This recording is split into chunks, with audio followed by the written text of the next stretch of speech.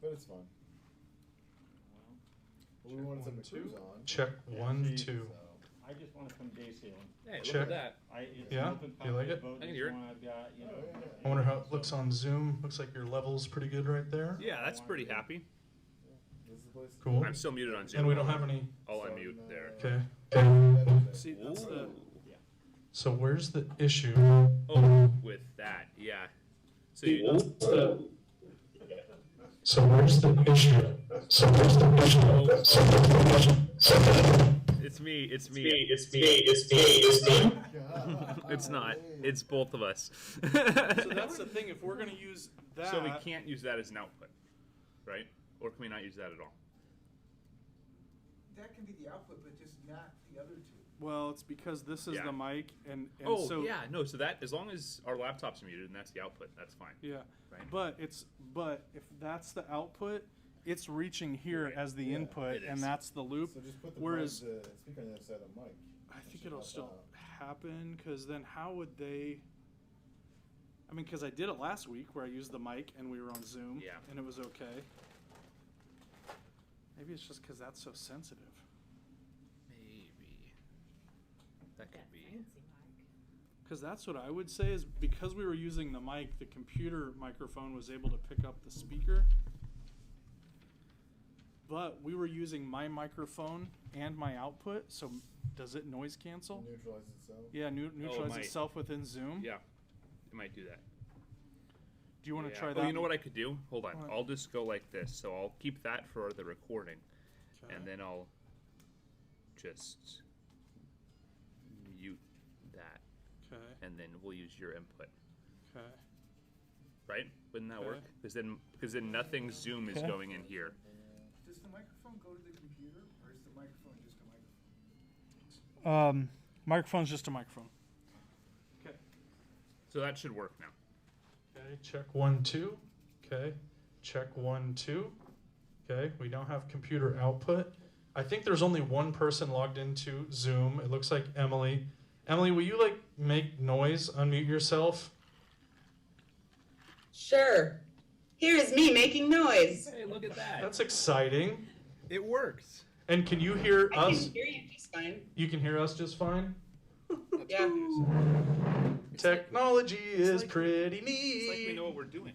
Which is not true. But We just need to remember to use the same computer for both the input and the output, because Zoom probably knows how to do it and does some fancy algorithm and make it not feedback.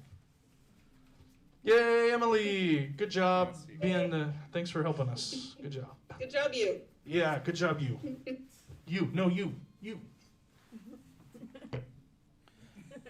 So I don't usually dress to be outside because I just go in the office when I'm cold. But today I was gonna have to be outside, so I put like my long johns on and everything. So right now I'm sweating. So that's the tough part about 28-degree weather is you never know, inside, outside. So before we start, we have beer. I've got Wait, talking to Tom about. we had to do but we do have it. Like it's you're saying like It looks like it. He's like, should we have him get a hold of you? So Oh. should I? So I'll email him back tonight. We can talk about whether we should direct that through us or through them. Or that's a great question. I need booze. Money, jeez. No, right? Should we wait for Gabe? Should we? What time is it? 6:41. Oh, I'll go holler at him. I was gonna try to grab a drink. John, what's the first Thursday night? I know, right? Our I burned them last time. kickoff meeting is the 10th, which is just here, and then the first race is the 17th. So, the Dragon Boaters wanted to know if there's going to be a blessing of the fleet. I think that's through the yacht club, not through us, because we kind of jump on them. So I don't know about that, to be honest. All right. There they are. We just figured out technology. So. we had a like the wheel. yeah, I mean, not much past that. We had a feedback loop, but couldn't figure it out. We saw John in here just like doing Things weird have gotten stuff. very quickly. But when I sit there and I feel an emotional connection with someone and they're opening up, that's just how I am as a person. What is happening? Zoom user is talking. Who's talking? Zoom user. Oh, Zoom user's not on mine. Zoom user, where are you? Oh, we're muted. We're back. We're good. Crisis is mostly averted. Hey, Sean. Yeah. Yeah. Did you see? I think Benko Brewery's on board. Yeah, I just got your email. Me and Chad are going to talk a little bit about who that point of contact should be, but I'll get back to you by tomorrow with something for that. Sounds good. This is cool. Go ahead and try it. Testing. 1, 2, 1, 2. Hey. I like advanced audio. It makes things smoother and easier. Stand here though, can I? Yeah. It was getting a little static at me, so I'll just do this. All right, I think this is better. Well, hello everybody. Welcome. Zoom or in person. It's almost race time. We're getting close. We have next weekend or next Thursday is going to be another talk like this. Week after that's going to be our kickoff meeting, kind of a notice of race overview, talk about all that. And then after that, St. Patrick's Day, we're going racing. So it's here. It's almost here. Tonight we're going to talk about downwind sailing strategy, maybe some rules if we get into that. It's a complicated leg that we have to get into a little bit, spinnaker and set up for that and all that. So we're going to start, kind of talk about the windward mark rounding. So that's where everything starts.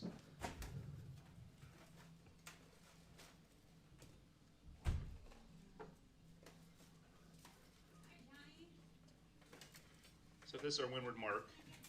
You gotta remember that our downwind leg starts well before we start going downwind, especially if you're on a spinnaker boat. It's a little different for if you're in the cruising fleet and you aren't running a spinnaker or you're sailing a dinghy or something. But if this is the mark you're rounding to go upwind, then you're planning well ahead of time what you want to do. We'll just assume right now we're doing a traditional spinnaker set to make things simple.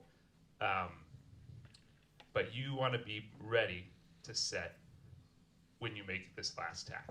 So when you're laying the mark, ready to round, you want to be completely set up. You want your sheets run, your halyard attached, all that ready to go. Every boat does it a little differently. Some people will get their sheets and guides attached now. Some will do it a little closer to the mark. But this is all prep, so you're not figuring out how to get your spinnaker up as you're turning downwind. You want this maneuver to be smooth, right? So that can look a couple different ways, depending on the boat. But we'll get all our stuff run, sheet in the jaws, ready to go. And then as we approach, you go pole up, get closer, pre-feed the spinnaker a little bit, so your pole, the clue of the spinnaker up to the pole, get the head out just a little bit. And then as you're rounding, you should be hoisting and bearing down. It should be a nice smooth maneuver to dead downwind or whatever your preferred sail angle is. That'll be different on every boat. Asymmetricals are a little different than symmetricals. But the important part is to plan ahead, because even if you're the only boat at this mark, things get very complicated if you're still trying to tie knots or hook things up as you're rounding this mark. Sails start to move, things start to get further away from the boat. So set up early, set up ahead of time, and know your plan as you get to the mark. That's a big thing too, is you should be talking well before you get to the mark, 3 minutes, 5 minutes ahead of time. Talk about your plan. Do you want to get downwind right away? Is this where you want to be on the race course? Or do you want to be over here a little bit? In which case this set can take a little bit longer if you're going to reach over here, or you're going to set a different way. Or you want to end up over here, in which case, are you going to set and then drive, or are you going to do a drive set where you drive your boat and then set your spinnaker? So things to think about, things to consider. That's really important in the rounding of that windward mark aspect. Racers that are here, what are we thinking about when we're rounding that windward mark? We're getting up there. What's the checklists that happen in our boats? Well, if you have a spinnaker, is your spinnaker ready to go up? Yeah, is your spinnaker ready? Tapes run, all of that? Yeah, definitely. On the upwind, we're usually noting like which side is favored and what it's going to be on the downwind.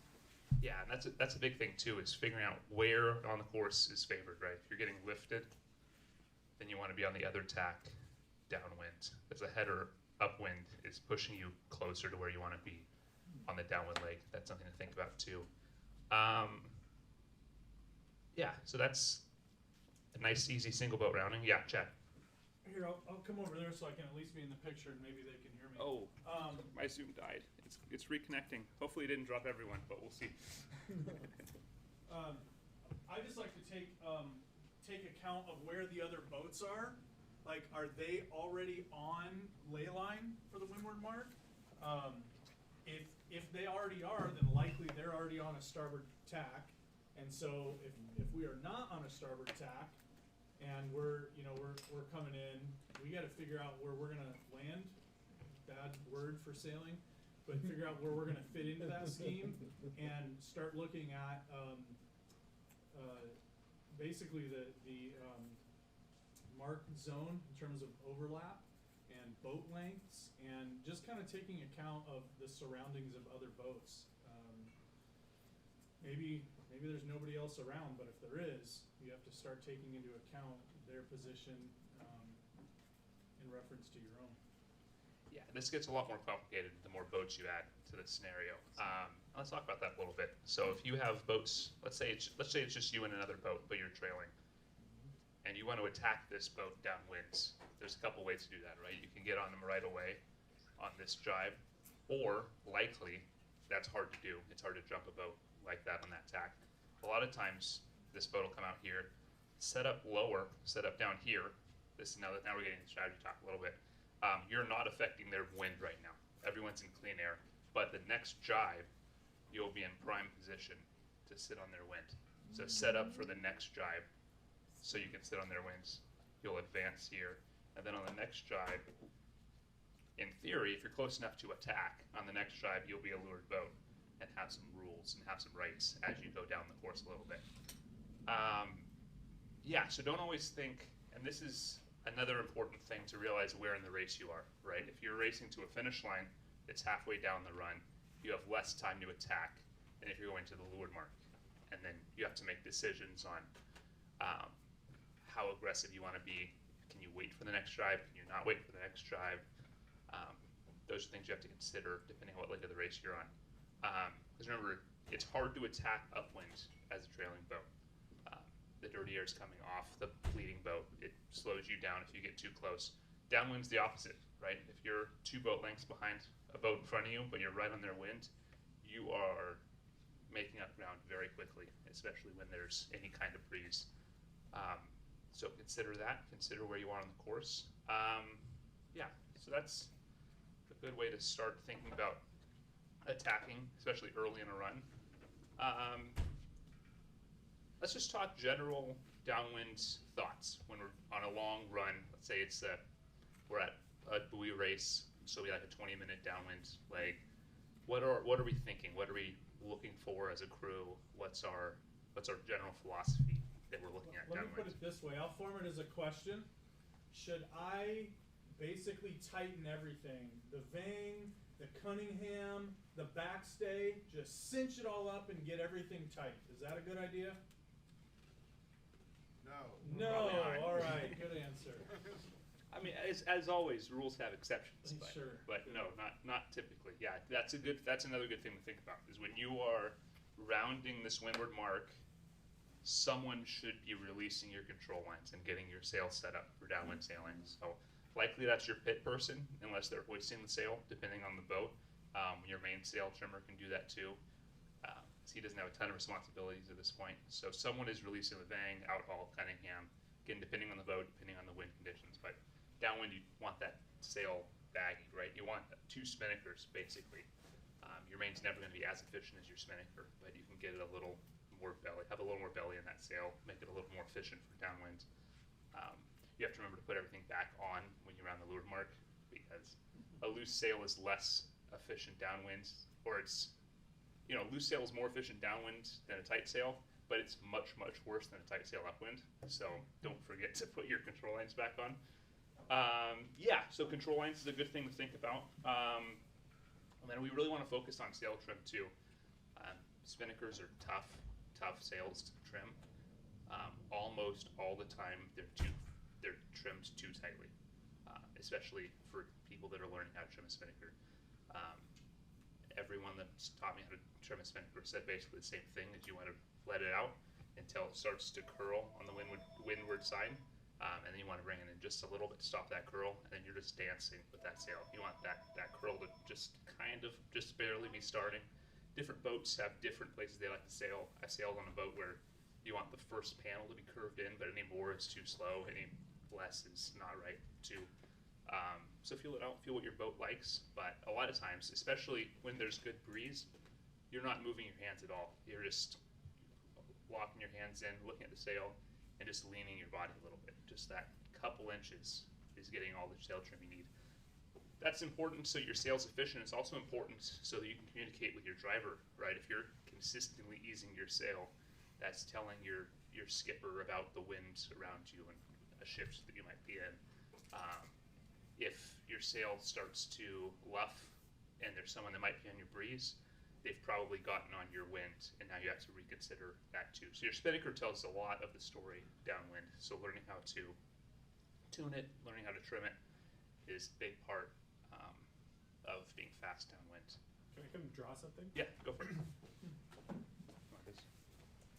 I'll draw it first and then we'll... Yeah, go for it. So just looking at from the back of the boat what it looks like to, and really what I'm thinking about is projecting as much sail as possible. So that's the hull and the mast. Oh, we've got the Sharpie in here. That's dangerous. So I'll draw the worst case scenario first, and that would be like the main trimmed in all the way. You didn't ease it after you went downwind, so that's going to look from the back of the boat something like that. So you're basically just seeing the leach of the sail if you're the wind. And then equally, if you have either a jib or a spinnaker, if it is completely behind that main, even if it's all the way trimmed in, so maybe your spinnaker is something like that, then you are getting as little as possible of the main in this situation, and that whatever main you're projecting there is also covering the spinnaker. So that's worst case scenario. And this could be the jib too. It could be blanketed by the main. This is presuming pretty dead downwind, obviously. Yeah. And for almost all of our boats, the goal is to be pointed dead downwind as possible. Even if you have a fast boat, you still want to sail it fast as low as possible, because that's how you get to the mark as fast as possible. So that's kind of worst case scenario. And then best case scenario is the boom perpendicular to the boat. So you've got all of that area.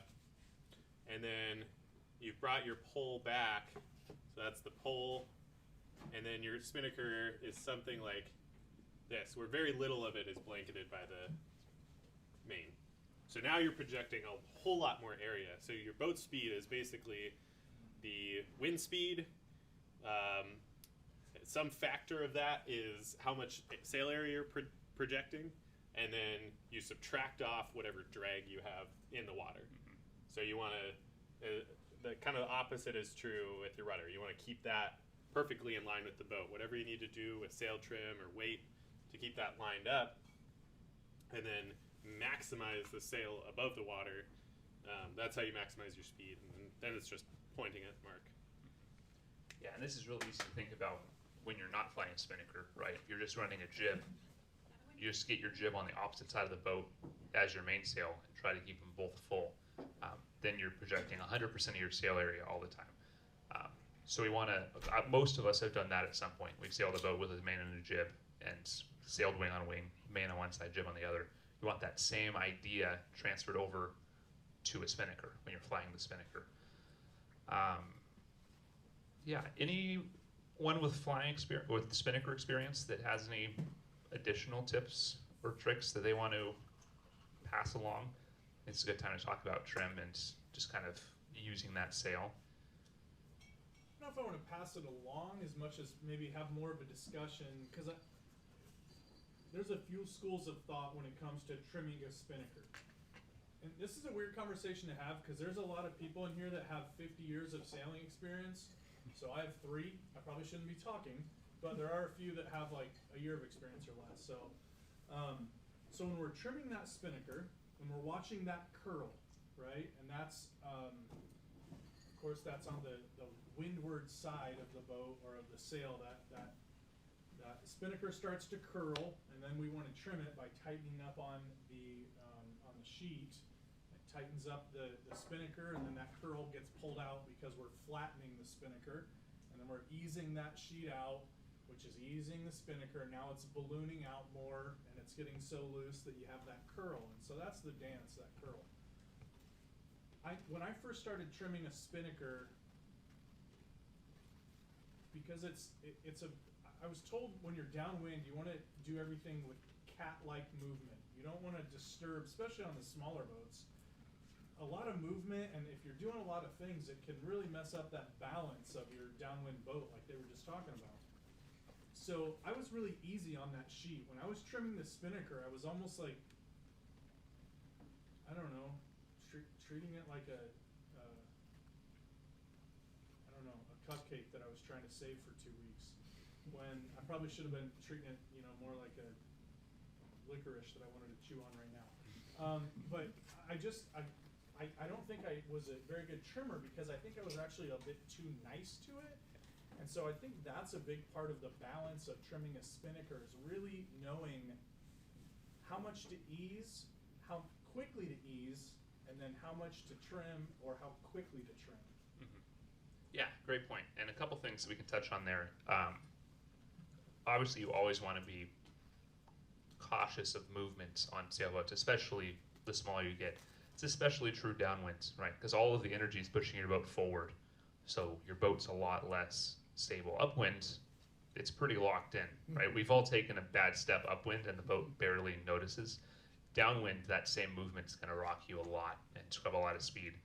But yeah, great points on the trim. I think that it's really important to kind of, and it's wind dependent too, right? Light wind, everything's real soft and light and gentle. As you move up a bunch, things change.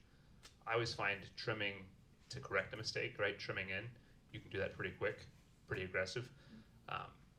But you want to ease, at least in my opinion, and people, if anyone has a differing view on this, feel free to say so. You want to ease slower because you want to find that point, right? You want to find that zone where your sail is most efficient. So you don't want to ease too quickly and miss that sweet spot. So yeah, and a slightly too trimmed in spinnaker is better than slightly too far out spinnaker, right? If you had to pick between the two. Obviously you don't want to have to pick between the two, but yeah, so that's a basic thought on trimming. Anything else to add on that?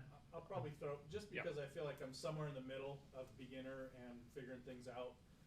Somebody once told me, and it was true for me when I was trimming, if you're trimming a spinnaker, you should have no idea where you're at on the race course.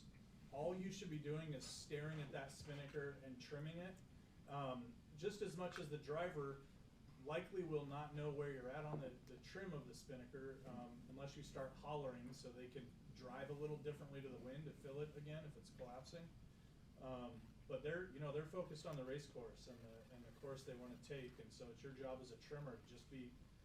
And I'm getting old, man. There's times I've got off the boat and my neck hurt just from looking straight up at the spinnaker the whole time, But I think that's the other thing to it's as soon as you look away, it'll collapse. I can promise that.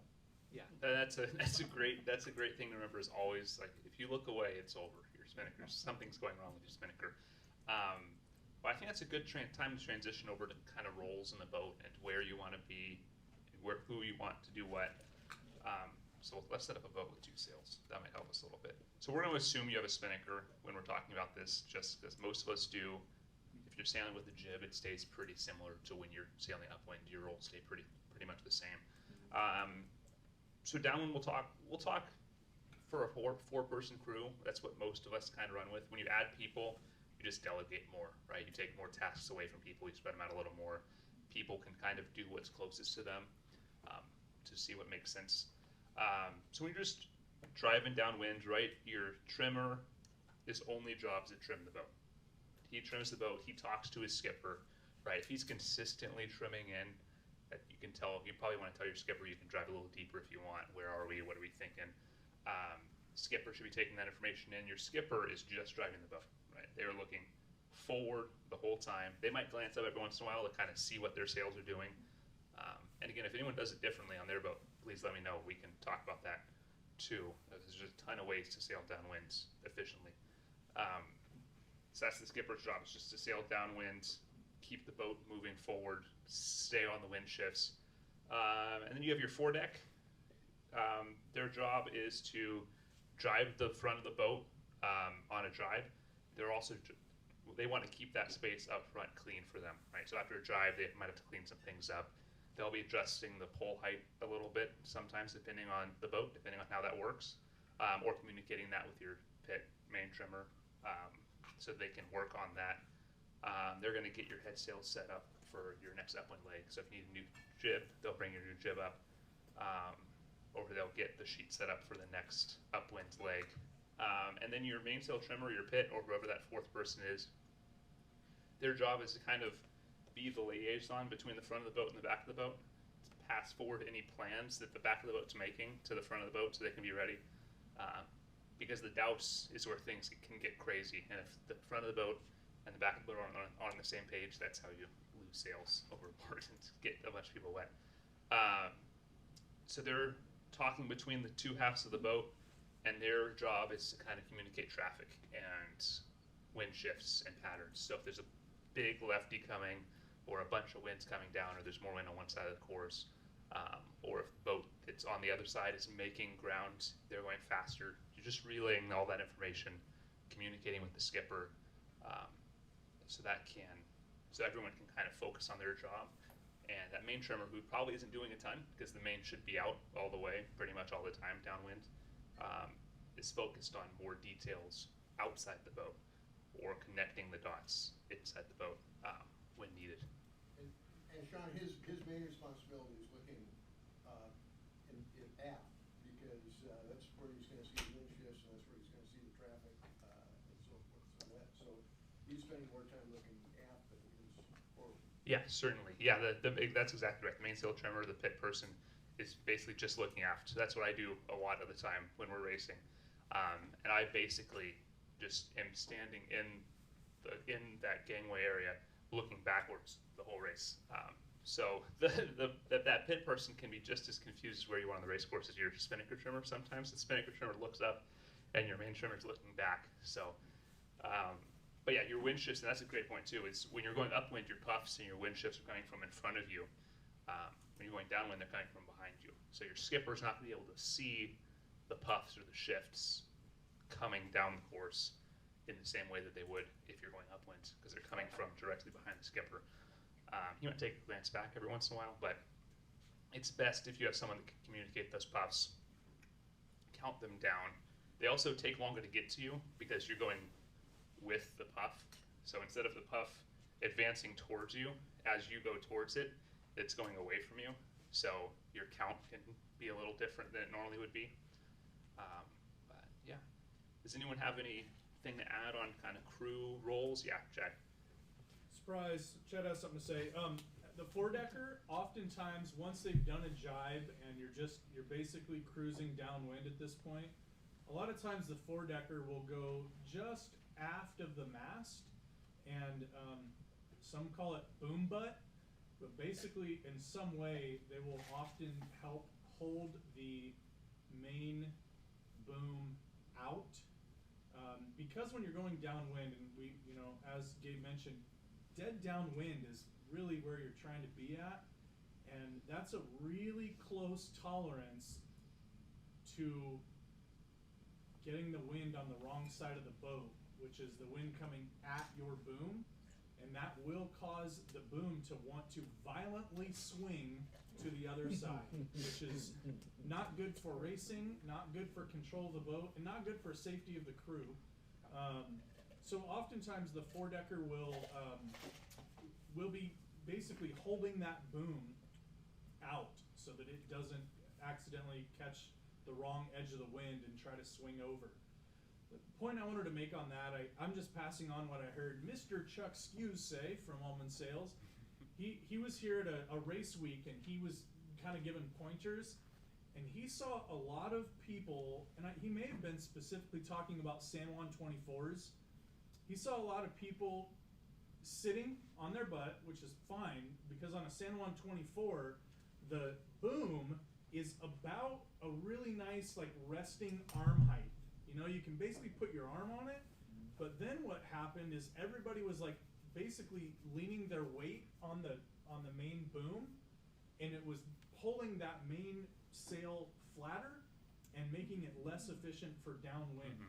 So it's about keeping the boom pushed out so it doesn't accidentally swing, but be mindful of not pulling the sail down and flattening it out. Yeah, great point, because we have to think we're taking off our control lines. That boom's going to raise. You're taking the Vang off. You're taking the Cunningham off. So everything's going up a little bit. Don't undo that by pushing down on the sail. And honestly, most of these boats, like if the boat is going to drive, you're not going to stop the boat from driving, right? Like someone holding the boom is not going to stop it from driving. So you're really just there so that you can let the skipper know if things are happening, right? Because a little change in rudder angle can prevent a drive, but your 120-pound four-decker is not going to keep the boom from going across. So you don't need to be hanging on to it. You kind of just need to know where it is, right? So just to have an arm on it or be leaning against it a little bit. So when you feel that pressure change, you can let people know that the changes are happening.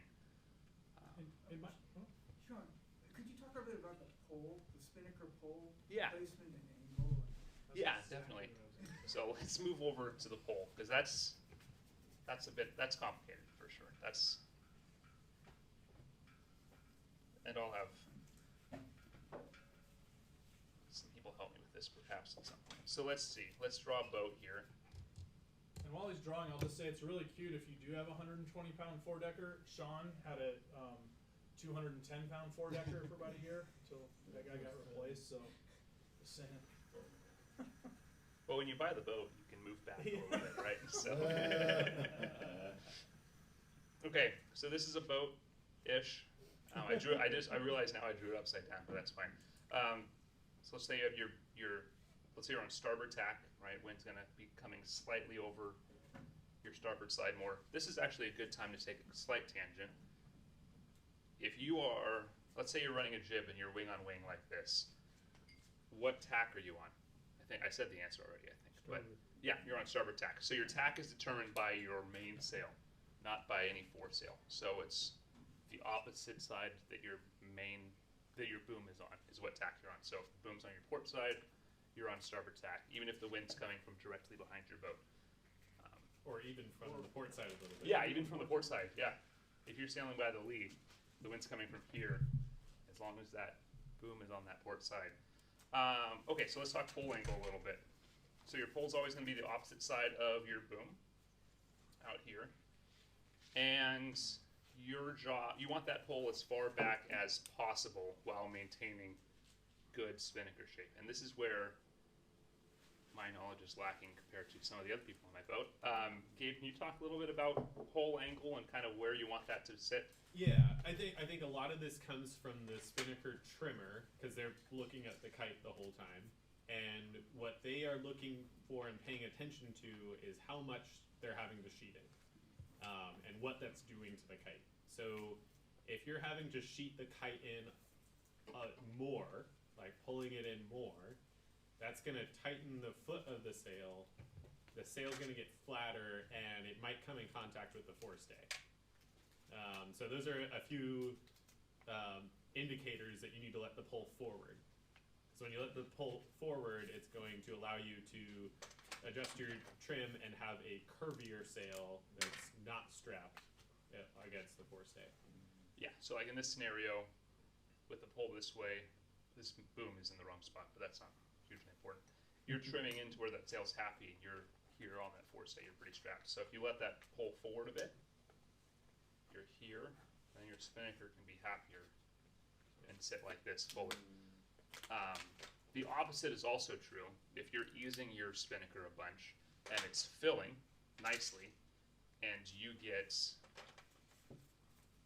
here, we'll use this red one again, and you're getting a really ugly hook in your spinnaker, you're getting something like this, where the sail's staying full, but you're letting it out, and you have this weird like reverse arc at the pole, which you'll see sometimes. Pull that pole back, and you'll get something like this instead, right? You'll pull that hook out a little bit, get a better spinnaker shape, because you want a nice arch. That's what you want your spinnaker to look like. If you have something like this or something flatter, it's less efficient than it should be, and you're losing speed efficiency, and it's hurting your point. So, all things to think about. Yeah, so there's a few things that people have historically used to determine pole angle, and one is they say, oh, it should be in line with the boom. And that's a good starting point, but your sail is going to tell you. And then the other one is the pole should be 90 degrees to the wind so that it's coming straight over the pole. And again, that's almost saying the same thing. But really the sail shape is going to dictate what you're going to do. And the other adjustment you have, so you have pull forward and back, and then you have tip up and down, and then you have butt up and down, the masthead. And between all of those, your goal should be to go forward and back until the sail has the correct shape. And that takes some experience to know what it's supposed to look like, but it should be somewhere between touching the forestay and like billowing out. And then as far as tip up and down, you should be trying to match the clues. So if the wind increases, your free flying clue is going to raise, and you should match that with the pull end. And that makes it so that the wind is spilling equally over the leeches and under the foot. So you're capturing as much air as possible. And then you should move the butt end to make that pole parallel, so you're extending the spinnaker out away from the boat as much as possible. Yeah. So there's you have your guy, your up haul or topping lift, down haul or foreguy, and then whatever you have on the mast for moving the pole around. So between all of those, you end up with the proper sail shape, with even clues, and really you kind of want that as high as possible. The only change to that is if it starts getting so windy that you're unstable, then you want to start bringing it back down, and that'll make you more stable. But and then in that case, you can also choke off the sheet too. You can put a block in the sheet to pull it down. Right. Yeah, add a tweaker of some kind to get that sail a little tighter. Yeah. So, yeah, lots to be added there, but I like. Yeah, Johnny, real quick. A question about asymmetricals. With an asymmetrical, a lot of times you'll have an adjustable tack, right? Mm-hmm. Do you want that adjustable tack to be the same height as your clue? No. That's a great question, and I have never sailed an asymmetrical spinnaker, so I'm going to pass this over to That's Gabe. a great question, and there are cases where you do ease off the tack line, but it's not to level the clues. Usually an asymmetrical spinnaker, the clue will be cut very high, so you would have to let the tack line off 8, 10 feet, something like that, to get it even. That'll make the kite very unstable, whereas your goal should be to have a very stable asymmetric spinnaker. So usually it's tacked all the way down. In some rare cases, you ease off a foot or two. And that's usually when you're trying to get the sail to go more upwind than it's made to. But most of the time you want the tack end all the way down like a jib, and then the clue is much higher. Yeah. Is anybody on Zoom or in here flying an ASIM? Anybody flying an ASIM that's here? Anyone on Zoom want to chime in if they have an ASIM? I don't know if anyone's left. Because Zoom's had some issues, so if you're not here, you might. I'll post it on YouTube tonight, so it'll be there. Well, we have one, but we don't use it racing here. Oh, okay. So yeah, let's cover a couple things we just talked about. Leveling clues is important. Like we talked about this green sail. I don't know how well we can see it in the recording, but hopefully well enough. Level clues, tall shoulders, all that. This red clue, or this red spinnaker has some troubles. We'll assume this is the pole end, and it includes all the way down here in light wind. So we're going to lower our pole to set that up. Move over here to a kind of a crude diagram of a spinnaker pole we set up. You have your top and lift and your downhaul or foreguy, depending on the boat. We'll call that different things. With some sort of bridle here, so you even out the load on your pole. Some boats just connect it to the pole. Most have bridles nowadays. And you want these to match each other, right? So if you're lowering the tip of the pole, you're going to let off on your top and lift and bring in as much line as you let off on your foreguy. Keep these lines pretty taut, keeps the pole stable, keeps any bouncing away. And then what I like to do when I'm leveling a pole is I'll move the tip first to wherever I want it and then match on the mast itself. That's a harder adjustment to make on most boats because it's slotted. You have to go up and move it notch by notch, while this is more easy. It's easier to fine tune. So I'll hit my spot with the tip, and then the foredeck will go up and find the new spot on the butt of the pole on the mast to level that whole thing out. And then on a drive, similar thing. This tip's gonna have to come, if it's a dip pole, which I don't know if anyone runs a dip pole. I think Big Dog does, but that might be it for this fleet. Do they really? I think they do. I think they're big enough that they would. I could be wrong. But most of us run in-for-end poles. So when you trip this pole, it's going to come completely off the mast and the sail. So your foredeck's going to have their spinnaker pole in their hands only.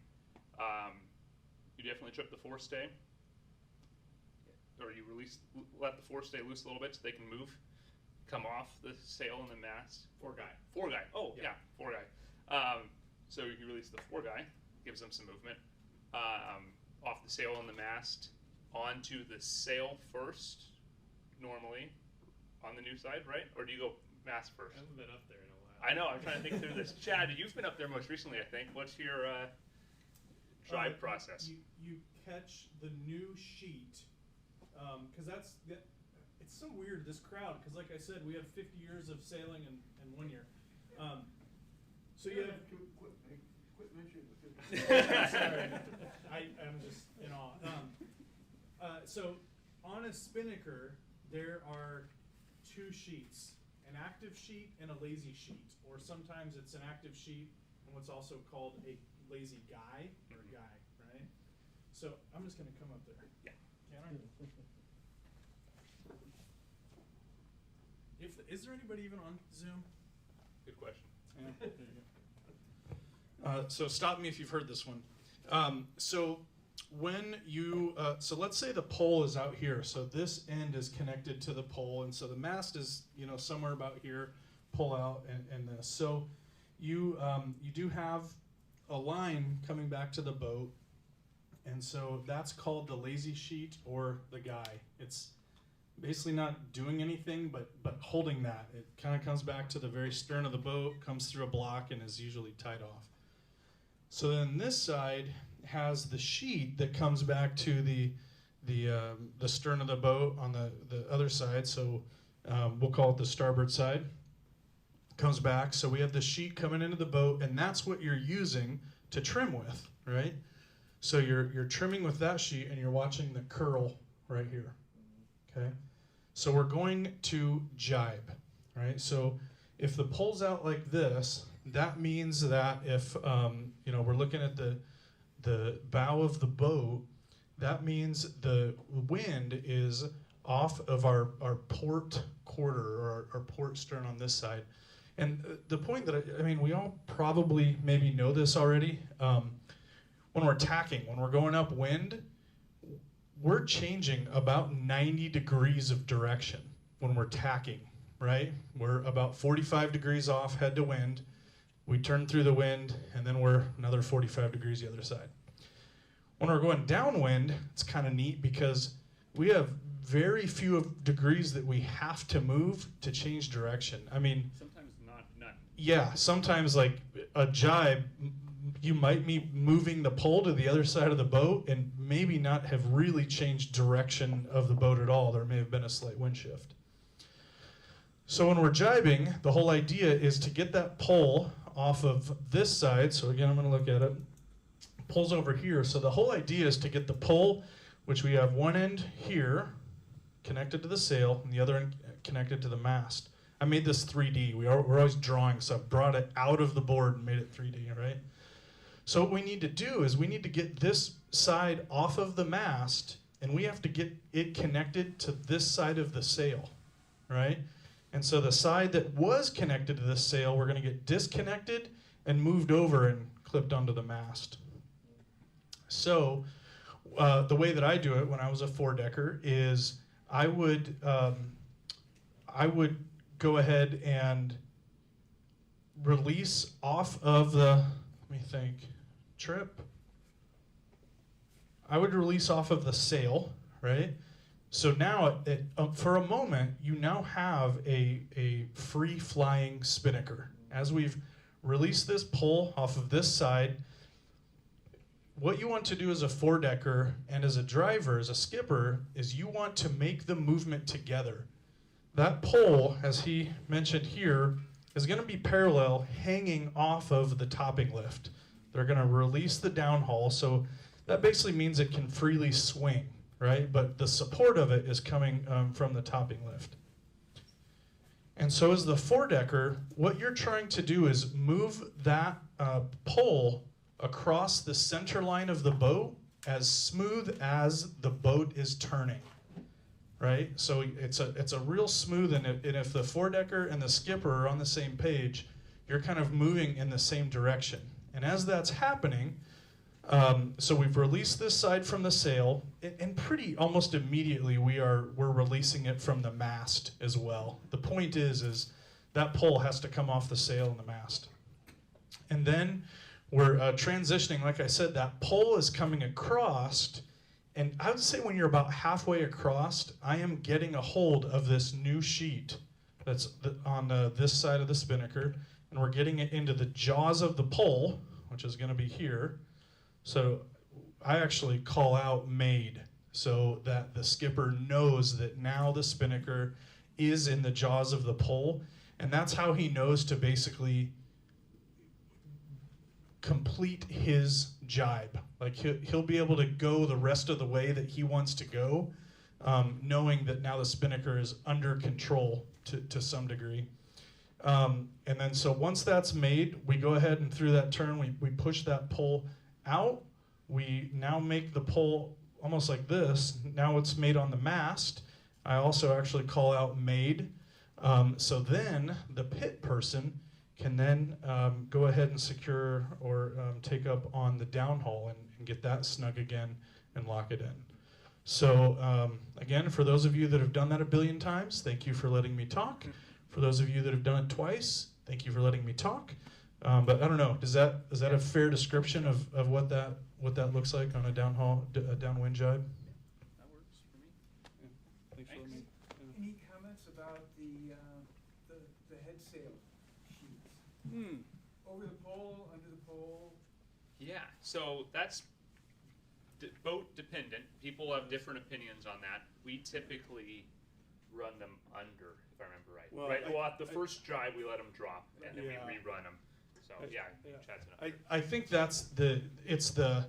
do you keep the jib sheets, that's what you're talking about, the jib sheets, do you keep them in play during all these maneuvers? As you're moving this pole back and forth, there are jib sheets that are hanging out on the foredeck. And so you're right.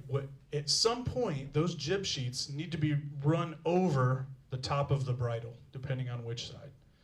There are some boats that say, as a four-decker, when you do a jibe, you should have your next jib sheet laying on your shoulder, so that when you're bringing that pull across, you're also throwing that jib sheet over the top of the bridle, so that basically your jib sheets are always in the optimal position, that if you had to just drop that pole, run up the jib and tack, your jib sheets would all be in the right place. That's how I learned the first time I was a four-decker. Got to another boat, and they said, too much. We're going to focus on just jibing the pole.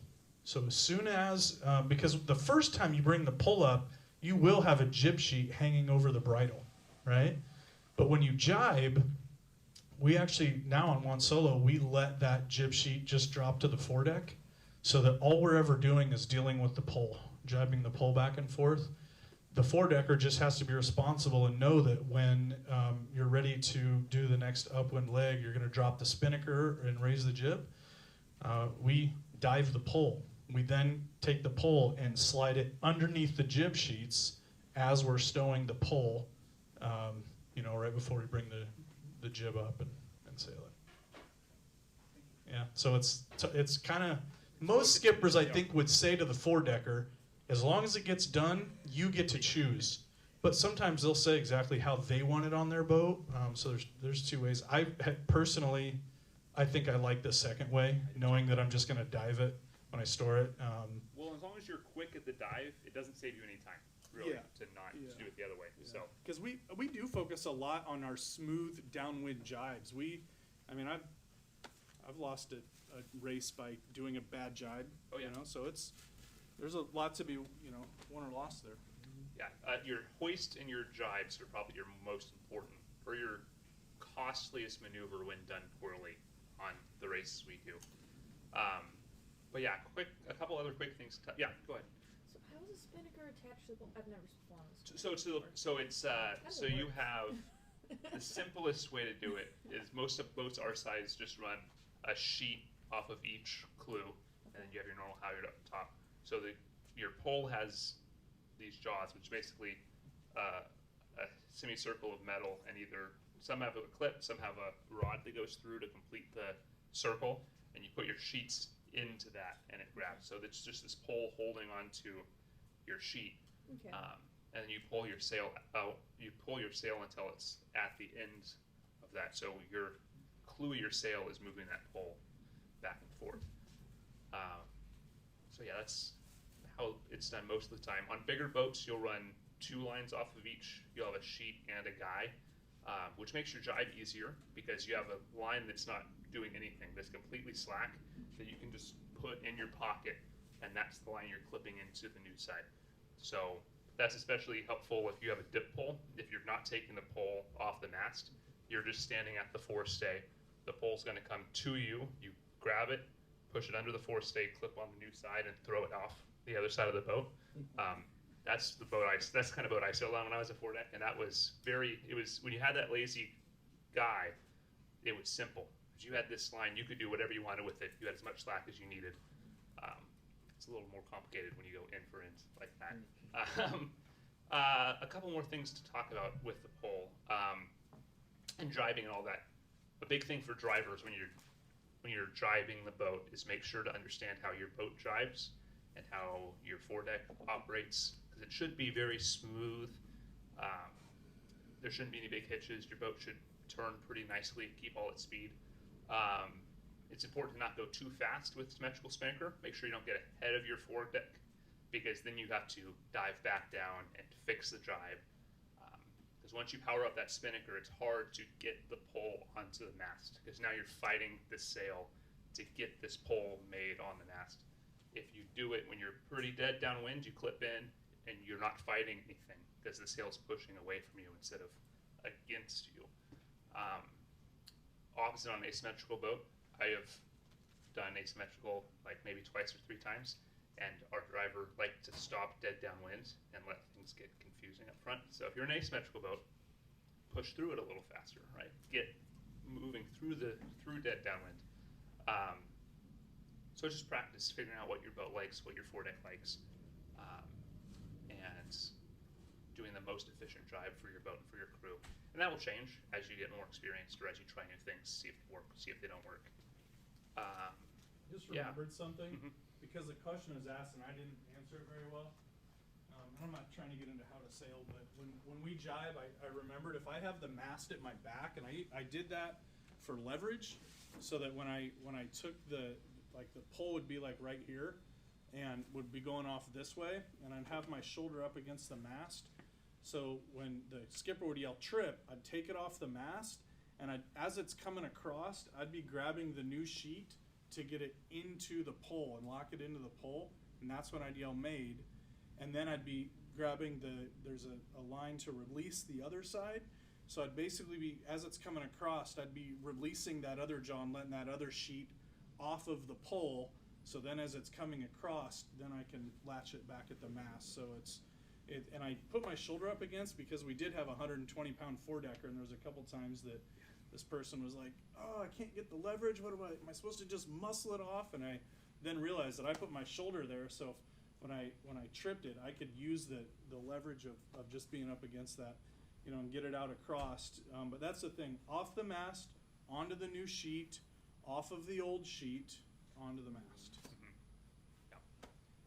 Yeah, and that all gets more important as it gets windier, right? As things get a little more chaotic, a little faster, a little rollier. You want those things to happen more smoothly. You can get away with more mistakes when it's light because you're not fighting the sail, right? But yeah, so lots of information there. Spinnakers are complicated. Does anyone have any questions before we move on? I think we're just going to cover one more part, which is kind of our Dow spark grounding at the end. So any questions before we move on to that part? All right. So the first part of your leeward rounding is planning how you're going to get around the mark. If you take anything away from today, take away planning. That you should plan every aspect of your maneuver, because it's complicated, right? Spinnakers are complicated, so you should know what's happening. Don't be afraid to overtalk something like this, because it can get tricky. So let's say we're going downwind, we're going to round the leeward mark and then go to the finish. In that situation, you don't have to worry about rerunning your spinnaker stuff on the next upwind leg, which is a different part of the course. We won't talk about that tonight anyways. But you do need to know how you're going to get around this mark, right? In this situation, we're on starboard tack, so we know we're a drive away from this mark. Couple options. You can drive right at the mark, which makes things complicated. I think the easiest way to do this, especially if you're newer to flying a spinnaker, or there's not a lot of boats around you, or you don't have to take as big of a risk, is to get this last drive out of the way early. Set up for a nice, easy rounding where you're not too close to the mark, so you're not too dead downwind right at the end, so you can get a nice rounding. So in a dream world, we'll talk about that scenario first. You're coming in on port tack, getting ready to round this mark, on a nice run right to the mark. At this point, we start thinking, hopefully our head sail is still connected, or Genoa, or jib, whatever we're running. At some point on the run, again, depending on how important it is to keep your speed up, you're going to start to raise your Genoa or your jib. You're going to raise your head sail.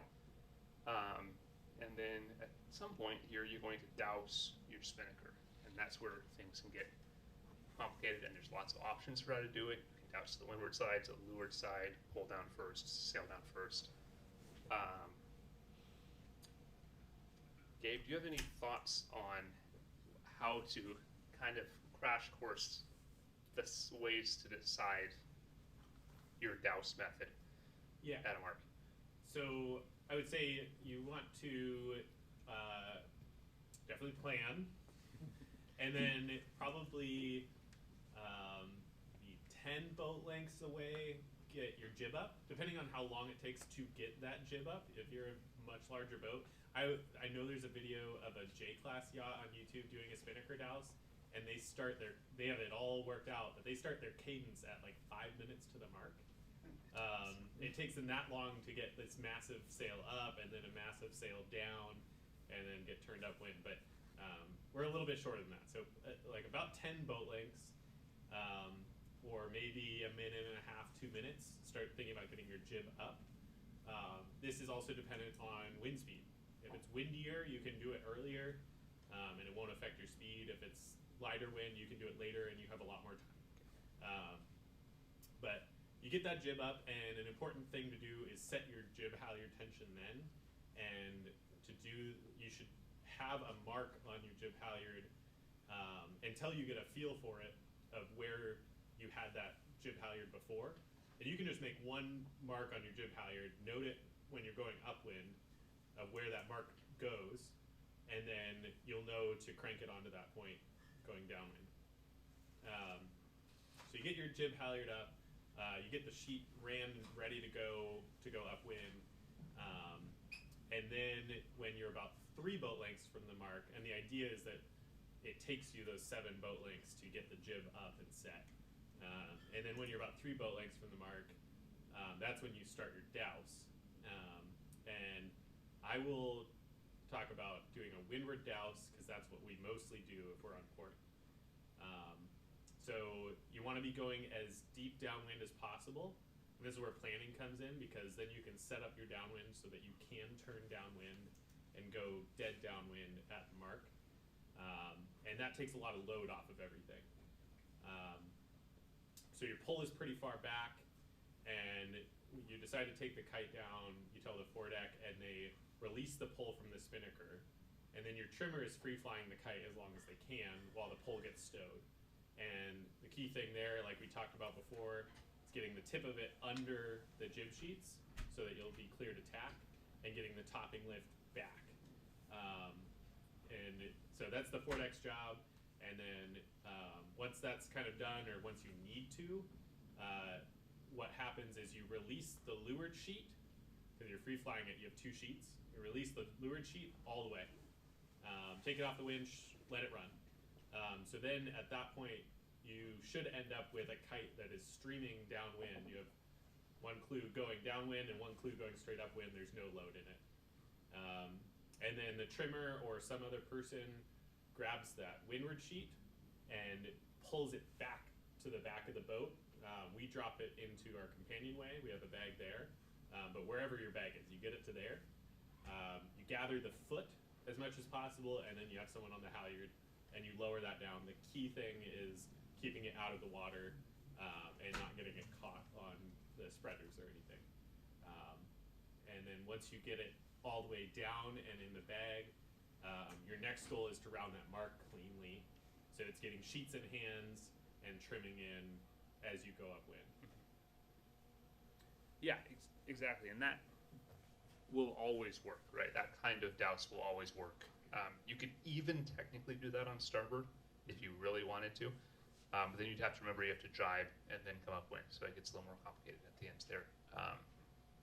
So yeah, that is probably the simplest way to douse the spinnaker. There are other ways. There's a leeward douse, but I think that's what most of us do most of the time, especially with the kind of racing we do. Any questions on that kind of spinnaker douse? No? Okay, great. Yeah, and then the other thing we need to talk about, or that we have to remember, and Gabe brought this up, is as you're rounding, the foredeck needs to communicate when the boat is clear to tack. On in-for-end pulls, like we do a lot of times, it should be right away. There shouldn't be any delay there. You dive the pole under the sheets, you move the top and lift back to the mast, and you're ready to go. On dip pole boats, it can be a little more complicated because sometimes your jib sheets get trapped underneath, or you have to rerun sheets. But make sure the skipper knows when he can tack, or more importantly, when he can't tack. If the skipper's talking about tacking and you see an issue in the front of the boat that's going to make that impossible, make sure you relay that information, because it's really hard to recover from a jib stuck on the starboard side of your boat when you're trying to tack on the starboard, and that's going to pull you down. It's going to slow you down a bunch. So communication is important too when you're running that mark. But it sounds complicated. It's not too bad once you get the hang of it. If you're having trouble with your spinnakers or you're not sure where to start, talk to someone that's been flying before. We'll try to either give you some pointers, or maybe someone can go sail on your boat for a night, or we could probably set something up outside of Sail Fleet to kind of get that going. Because we want to see everyone flying spinnakers this year if they can, because it's a lot of fun. It's a good thing to get in the habit of. It makes everyone faster and funner and more fun. So any more questions about downwind sailing, tactics, strategy, anything like that? No? All right, well thank you all for coming tonight. Next week I think we're just going to kind of do an overview of any rules or tactics or methods or anything we want to talk about, anything we want to go over, anything we missed. Following Thursday is our skippers meeting start party for the Thursday night series that goes through the end of September. Bring any questions, we'll have registration paperwork, notice of races, all of that here for you to peruse. Fees are going to stay the same as they were last year. So all of the race documents on the website should be current, except for the dates. The dates are wrong. I haven't gotten an update of the dates on the notice of race yet. The dates are correct on the website, but not on the documents yet. I'll fix that either tonight or tomorrow, but the fees and everything like that are right. And then on St. Patrick's Day, we're going to start back up racing. So we'll be every Thursday with the exception of the Thursday before the Whitby Classic. We'll take that one off so that we can get ready for that event. So yeah, any questions about our schedule coming up? All right, well thank you all for coming. Feel free to hang out or take off, whatever you all need to do, but thanks for coming. Thanks, John. Thank you. Bye, Zoom.